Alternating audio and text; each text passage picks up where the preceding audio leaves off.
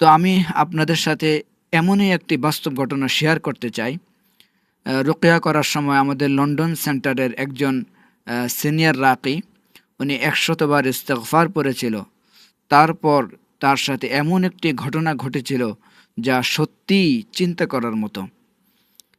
আমাদের ওই রাকি ভাই উনি আমাদেরকে বলতেছেন, আমরা প্রায় সময় একসাথে আমরা সবাই প্রতিদিন একটা সময় আমরা সবাই মিটিংয়ে বসি, বা আজকে সারাদিন কার সেশনগুলো কেমন গেছে এগুলো নিয়ে আমরা একটু আলোচনা করি।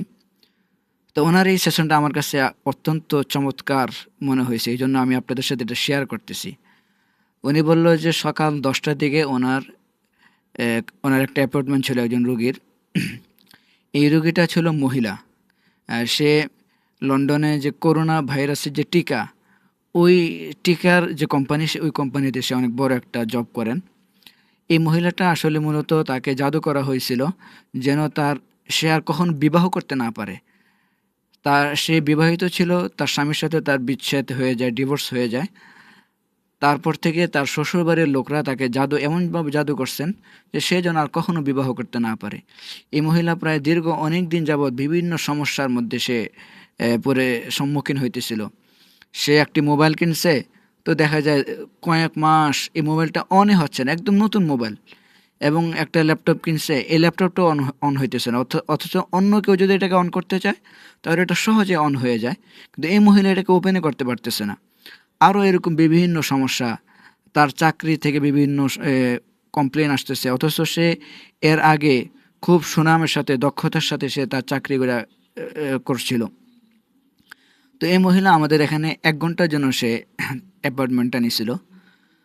তো যখন সে আমার রোকেয়া সেশনে বসছে, আমাদের যিনি রাকি ভাই, উনি যখন তেলাওয়াত শুরু করলো, তখন ওই মহিলার সাথে সুবহানাল্লাহ একটা ইফরিত জিন, যে জিনটা সেনা প্রধানের মতো, তার সাথে আর অনেকগুলো সোলজার আছে, তার অনেকগুলো সৈন্যবাহিনী আছে। সে অ্যাক্টিভ হয়ে তো অনেক গালাগালি অনেক কিছু করতেছে, চিল্লামিল্লি অনেক কিছু। তো এক পর্যায়ে আমাদের যিনি রাকি ভাই, উনি দেখতেছে যে না, সে তাকে কথাই বলতে দিতেছে না, তেলাওয়াতই করতে দিতেছে না। এক পর্যায়ে সে রাগ হলেন, রাগ হয়ে বলতেছে, এই শোন, তুই চুপ কর, আমার এখন তেলাওয়াত করা লাগবে, আমি তেলাওয়াত করব। পরে উনি যখন তেলাওয়াত শুরু করলো, সে হাসতেছে। এবং তাকে যখন তাওহীদের কথাগুলো বলা হলো, যে তুমি আল্লাহকে বিশ্বাস করো, এক আল্লাহ, ইসলাম গ্রহণ করো, সে এগুলা মানে কোনো পাত্তাই দিতেছে না, এবং সেগুলো নিয়ে আরও হাসি তামাশা করতেছে। যখন উনি পড়তেছে, ইন্নাল্লাযীনা কাফারু বিআয়াতিনা সাউফা নুসলিহিম নারা কুল্লামা নাদিজাত জুলুদুহুম বাদদালনাহুম জুলুদান গায়রাহা লিয়াযুকুল আযাব। এই আয়াতগুলো যখন পড়তেছে, সে হাসি তামাশার সাথে হাসি তামাশা করতেছে আর বলতেছে, তুমি কি ঢঙের কথা এগুলো বলো, এগুলা আমি বিশ্বাস করিনি, এরকম একটা ভাব সে। তো সুবহানাল্লাহ, আমাদের রাকিবে উনি দীর্ঘ সময় তেলাওয়াত করতেছে, কিন্তু সে বারবার এরকম হাসি তামসা করতেছে, কি একটা এরকম মানে বুঝাইতেছে যে এগুলো তার কোনো কিছুই আসে না। এবং সে বারবার খুব ইয়ের সাথে বলতেছে যে আমার অনেকগুলো শূন্য আছে, আমি যতক্ষণ পর্যন্ত এই রোগীর বডিতে থাকবো, আমার একজন শূন্য সামনে আসবে না, এবং একজন শূন্য রোগীর গা থেকে বের হবে না, এরকম। তো এক পর্যায়ে উনি কি করলেন, উনি চিন্তা করলেন যে আচ্ছা ঠিক আছে, হয়তো আজকে আমার কোনো মানে এই অবস্থা যখন আমাদের হয়, তখন আমরা নিজেরাও খুব এমনি তো আমরা রোকে শুরু করার আগে অবশ্যই নিজের আমলকে শুধরে নেওয়ার চেষ্টা করি, এবং নিজের নিয়ত সারাক্ষণ ইখলাসের সাথে নিয়তকে আল্লাহ তাআলার জন্য করার চেষ্টা করি। তো তখন এই রাকিব ভাই তিনি চিন্তা করলেন, হয়তো বা আজকে আমার কোনো আমলের মধ্যে ঘাটতি হয়েছে, যার কারণে আল্লাহ তাআলার পক্ষ থেকে সাহায্য আসতে একটু দেরি হইতেছে। তো উনি চিন্তা করলেন যে ঠিক আছে, আমি এখন আহ, আমি আমার নিজের কিছু আমল করা শুরু করি। তো আমল করা শুরু করে উনি কী করবেন, তো উনি চিন্তা করলেন আমি ১০০ বার ইস্তেগফার পড়ব। তো উনি ১০০ বার ইস্তেগফার পড়া শুরু করলেন। যখন এই ৭০ থেকে এর কিছু পার হয়েছে, তখন উনি একটু কফি খাওয়ার জন্য একটু ব্রেক নিলেন। তো এটা ব্রেক নিছেন, উনি ২-৩ মিনিটের জন্য একটু কফিও খাইলেন, সাথে এদেরকে একটু একটা সারপ্রাইজ দিতেছেন আর কি, যে হ্যাঁ তোমাদেরকে আমি একটু সুযোগ দিলাম। তো এরাও জিনগুলো খুব হাসি তামাশা করতেছে। তারপরে উনি 2-3 মিনিট ব্রেক নেওয়ার পর আবার যখন ইস্তেগফার পড়া শুরু করলো, যখন 98-99 বার যখন গেছে, তখন দেখলো যে এই রোগীর মাথার একদম হাঁটুর কাছে চলে আসছে। এই 100 পার হয়ে 102-3 যখন গেছে, এমন সময় রোগী বিশাল আকারে চিৎকার শুরু করলো। রোগী মানে এই রোগীর শরীরে তো তখন জিনটা অ্যাক্টিভ, ওই জিনটাই আর কি বিশাল আকারে চিৎকার করা শুরু করলো। আর বারবার বলতেছে, আরে তোরা আর কতক্ষণ এগুলো পড়বি, বন্ধ কর, আর কত পড়া লাগে এগুলো, বন্ধ কর বন্ধ কর। এক পর্যায়ে সে তার হাতকে এমনভাবে পিছিয়ে নিতে লাগলো, মানে যেরকম কারো গলার মধ্যে যদি ফাঁসি দিতে নেয় তখন রশি বাঁধলে যেরকম এরকম হাত দিয়ে ছুটানোর জন্য চেষ্টা করে, এরকম সে করতে লাগলো। তো কিছুক্ষণ পরে উনি ইস্তেগফার পড়ার পরে উনি চিন্তা করলো যে ঠিক আছে, ইস্তেগফার 100 বার পড়ছি, এখন হাসবি আল্লাহু লা ইলাহা ইল্লা হু আলাইহি তাওয়াক্কালতু ওয়া হুয়া রাব্বুল আরশিল আযীম, এই আমলটা উনি আবার করা শুরু করলেন। তো এর মধ্যে দেখতেছে যে সে তার গলায় যেন কে ফাঁসি দিতেছে। সে এরকম মানে বলতেছে, আরে আর কত করবে, আমি তো সহ্য করতে পারতেছি না। এরকম সে তার হাতটা এমনভাবে পিছনে নিতেছেন যেন তাকে কেউ ফাঁসি দিতেছে। তো এরকম হাসবি আল্লাহু লা ইলাহা ইল্লা হু এটা 2-3 বার পড়ার পরেই এই রোগীটা অজ্ঞান হয়ে গেছে। তো এর কিছুক্ষণ পরেই বাকি যে জিনগুলো ছিল এরা বডিতে অ্যাক্টিভ হয়ে যায়, বলতেছে যে প্লিজ প্লিজ আপনারা আপনি থেমে যান, আর এগুলো পড়বেন না, আমাদেরকে কষ্ট দেবেন না। আমাদেরকে তো মূলত এই যে ইফরিত যে জিন ছিল আমাদের লিডার, সে আমাদেরকে বাধা দিছে আসতে, নাহলে তো আমরা রোগীর গা থেকে বের হয়ে যেতাম, তাকে কে জানি হত্যা করে ফেলছে, এরকম বলতেছে। তো তখন বাকি যে জিনগুলো আছে ওগুলো পরে একটা একটা করে সবগুলো আলহামদুলিল্লাহ শাহাদাত নিছেন। নেওয়ার পরে এ, ওই রোগী আবার একটু তাড়া ছিল, যেহেতু সে 1 ঘন্টার অ্যাপয়েন্টমেন্ট ছিল, তার পরবর্তীতে কাজ ছিল। তো ওই রোগী বললো যে ঠিক আছে ভাই, আমি আজকে আসি, আবার পরবর্তীতে আবার আপনার কাছে আসবো। তো এই রুগীটা যখন সেন্টার থেকে বের হয়েছে, একটু পরে সে হঠাৎ দৌড় দিয়ে আবার সেন্টারের ভিতরে ঢুকছে। ঢুকে তো আবার সে এরকম উল্টাপাল্টা আচরণ শুরু করছে।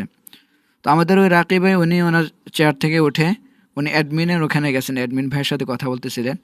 তো এই অবস্থা দেখে বলতেছে, আরে ভাই তুমি আবার কেন আসছো? তো ওই জিন আবার ওনাকে বিভিন্ন কথা বলতেছে, গালিগালাজ শুরু করছে। তখন উনি বলতেছে, দেখ, তোর যে লিডার ছিল, যে তোর যে এ, প্রধান সেনাপতি যে ছিল, তার যে অবস্থাটা হয়েছে, এটা কিন্তু আমি কোনো কিছুই করি না, আমার এখানে কোনো হাত নাই, এগুলো সব আল্লাহ তাআলার পক্ষ থেকে হয়েছে। এই কথাটা যখন সে শুনলো, ওই জিনটা তখন সে তাৎক্ষণিক ভয় পেয়ে গেল। তখন আবার ওই রোগীকে ওই রাকিবে আবার দীর্ঘ সময় তেলাওয়াত করার পরে আলহামদুলিল্লাহ সবগুলো জিন শাহাদাত নিচ্ছেন এবং সবাই মক্কায় গেছেন। তো এই যে আজকে আমি যে ঘটনাটা বললাম, এই ঘটনাটা আসলে এই জন্য যে ইস্তেগফার, যে আল্লাহ তাআলা যে বলছেন ইস্তেগফার শুধু যে গুনাহ ক্ষমা করার জন্য, এটাও আছে, কিন্তু ইস্তেগফারের একটা ফল এটা, যে অনেক সমস্যার মধ্যে আমরা পড়ে যাই, সেই সমস্যার সমাধান আল্লাহ তাআলা ইস্তেগফারের মধ্যে রাখছেন। এজন্য আমাদের বেশি বেশি সকাল সন্ধ্যা দিন রাত ইস্তেগফার পড়া উচিত। ইনশাআল্লাহ আল্লাহ তাআলা আমাদেরকে সকল জানা অজানা সকল সমস্যা থেকে আল্লাহ তাআলা আমাদেরকে সমাধান দান করবেন। 100 বার ইস্তেগফার পড়ার পরে জিনের সাথে যে আমাদের যে ঘটনাটি ঘটেছিল সেটা আর কি। তো মানুষ ভুল করে, গুনাহ করে, এটাই মানুষের স্বভাব।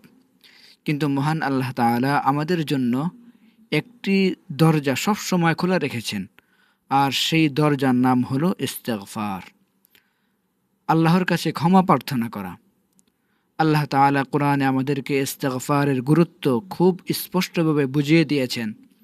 সূরা নূহে হযরত নূহ আলাইহিস সালাতু ওয়াস সালাম তার জাতিকে নসিহত করে বলেছিলেন, ফাকুলতু ইস্তাগফিরু রাব্বাকুম ইন্নাহু কানা গফফারা ইউরসিলিস সামাআ আলাইকুম মিদরারা ওয়া ইউমদিদুকুম বিআমওয়ালিন ওয়া বানিন ওয়া ইয়াজআল লাকুম জান্নাতিন ওয়া ইয়াজআল লাকুম আনহারা। আমি তাদের বলেছিলাম, তোমরা তোমাদের প্রতিপালকের কাছে ক্ষমা প্রার্থনা করো, নিশ্চয়ই তিনি অত্যন্ত ক্ষমাশীল, তিনি তোমাদের উপর আকাশ থেকে প্রবল বৃষ্টি বর্ষণ করবেন এবং তোমাদের ধন সম্পদ ও সন্তান সন্ততি দ্বারা তোমাদের সাহায্য করবেন, আর তোমাদের জন্য বাগান সৃষ্টি করবেন, অর্থাৎ জান্নাত তোমাদের জন্য সৃষ্টি করবেন, এবং তোমাদের জন্য নদী নালা প্রবাহিত করবেন। এই আয়াতগুলো আমাদেরকে একটি গভীর শিক্ষা দেয় যে ইস্তেগফার শুধু গুনাহ মাফের জন্যই নয়, বরং এটি আল্লাহ তাআলার রহমত, বরকত, রিজিক, স্বস্তি এবং জীবনের নানা সমস্যার সমাধানের একটি বড় মাধ্যম। অনেক সময় মানুষ নানা বিপদ, অসুবিধা কিংবা অজানা সমস্যায় পড়ে যায়। তখন আমরা অনেক পথ খুঁজি, কিন্তু কোরআন আমাদেরকে একটি সহজ পথ দেখিয়েছেন, আল্লাহর কাছে ফিরে আসা এবং ইস্তেগফার করা।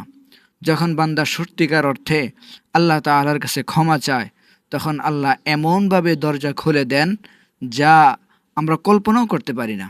যা আমরা আসলে অনেক কিছু রুকিয়ার মধ্যে এখানে বসলে দেখা যায় যে আল্লাহ তাআলার পক্ষ থেকে কিভাবে নুসরত বা সাহায্যগুলো আসতে থাকে। সেই একটা বাস্তব ঘটনা শেয়ার করলাম। আসসালামু আলাইকুম ওয়া রাহমাতুল্লাহি ওয়া বারাকাতুহু।